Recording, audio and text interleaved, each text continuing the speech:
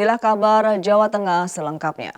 Pemirsa, pemerintah Jawa Tengah terus berupaya mendorong capaian vaksinasi COVID-19 merata di Jawa Tengah. Tidak hanya menggerakkan aksi door to door, namun Pemprov Jateng akan meminta alokasi khusus bagi daerah yang masih rendah capaian vaksinasinya.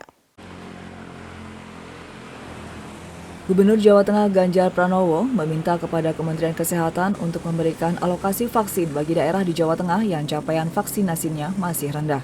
Karena hingga kini masih banyak daerah yang capaian vaksinasinya kurang dari 50%, sehingga masih masuk dalam level 3. Hal ini membuat banyak kepala daerah di Jawa Tengah protes, meski kasus COVID sudah mulai turun.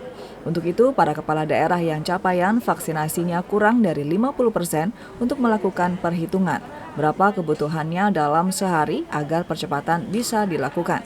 Tak hanya itu, sosialisasi penerapan protokol kesehatan juga diminta terus dilakukan untuk mewaspadai ancaman gelombang ketiga.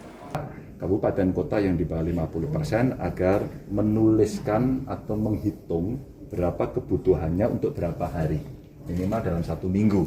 Kecepatan mereka bisa berapa per hari dalam 1 minggu. Dan kami akan minta kepada Kementerian Kesehatan secara khusus untuk daerah di bawah 50%. Jadi 35 kabupaten kota ini kan tidak sama ya, ada disparitas ya tentang kecepatan itu. Gitu. Jadi ya kita dorong supaya yang masih rendah, sementara sebenarnya sisa vaksinnya masih, itu ya melakukan suatu percepatan secara simultan berbasis pada desa.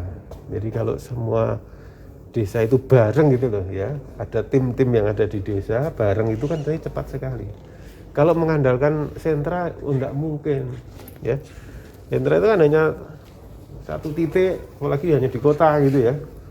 Itu ya cepat hanya di situ aja.